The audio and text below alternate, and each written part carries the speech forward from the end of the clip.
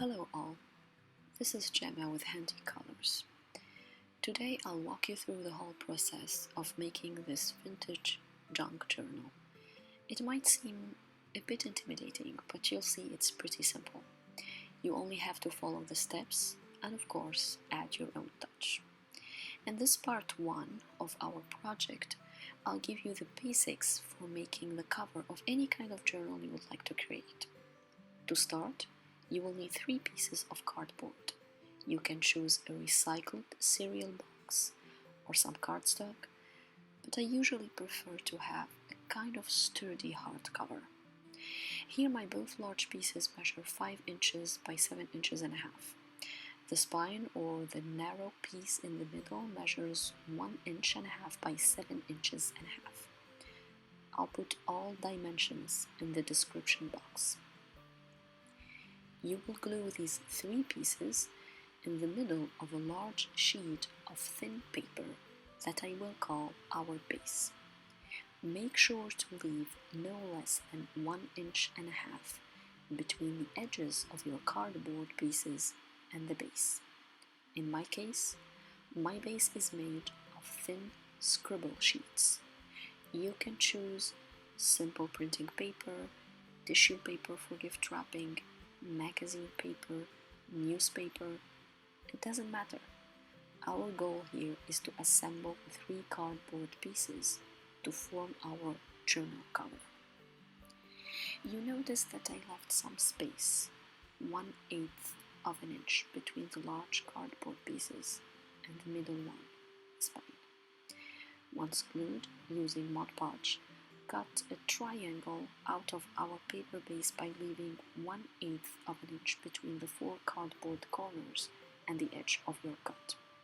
Next, you will glue the sides of your base to the cardboard pieces.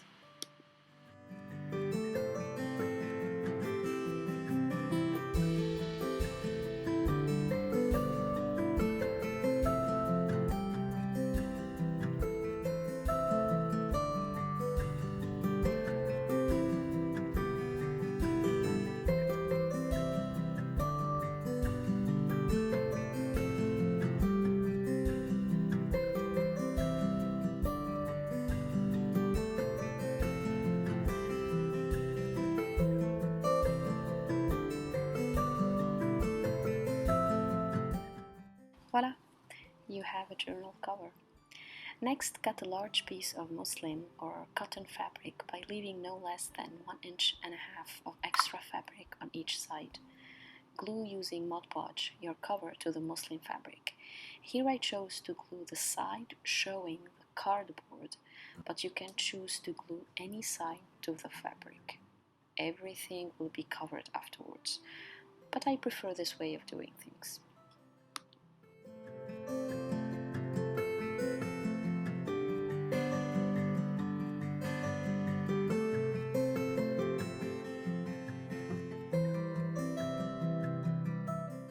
Same process here, cut the fabric corners by leaving 1/8 of an inch between the corner and the fabric cut. And then glue the sides of your fabric to the cover.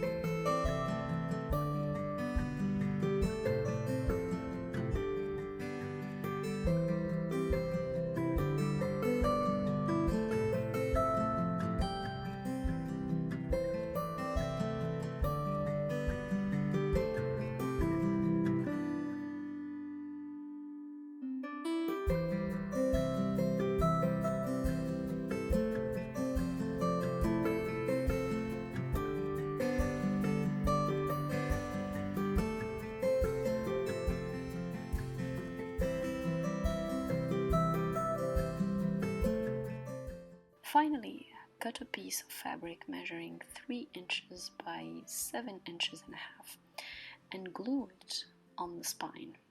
Here I have a larger piece, but you'll see that I managed to get the right side afterwards.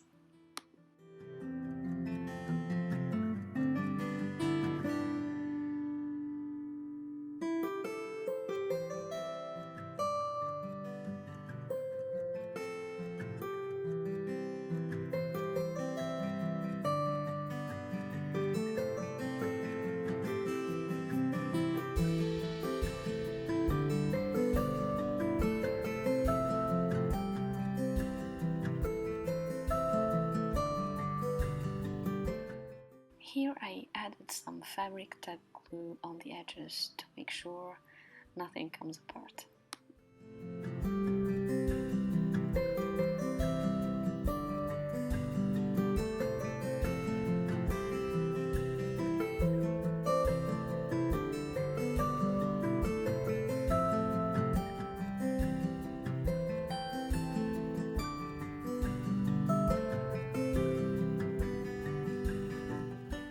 Once all is well glued and dry, I ink the edges of my cover with black ink to give it a vintage touch.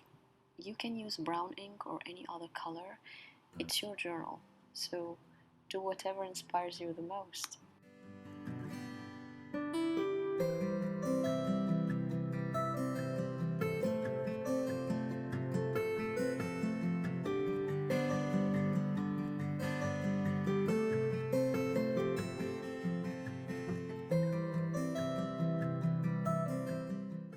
Now, you can leave the cover as it is if you used a patterned fabric, or maybe you like to have a monochromatic cover.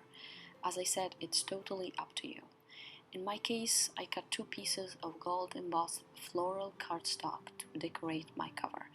Each piece measures 4 inches and 7/8 of an inch by 7 inches and 3/8 of an inch. I ink the edges with black ink as well for a vintage touch. You can use the same color of ink you used for your main cover.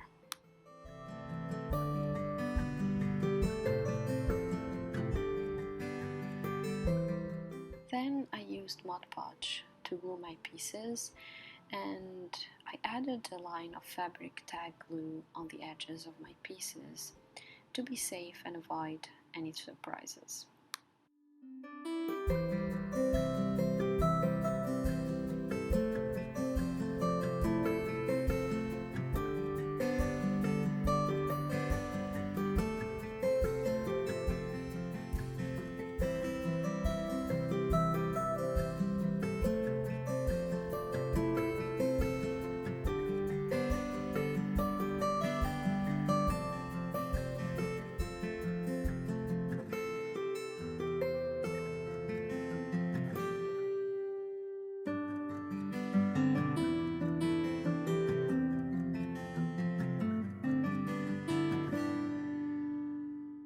I did the same with the inside of my cover, but now I got 3 pieces of cardstock, 2 pieces measuring 4 inch and 7/8 of an inch by 7 inches and 3/8 of an inch, and 1 piece, the middle one, measuring 1 inch and 3/8 of an inch and 7 inches and 3/8 of an inch. Okay, those numbers gave me a headache. To make it simple, what I do is I always leave 1/16 of an inch on each side so I can see a tiny portion of my fabric.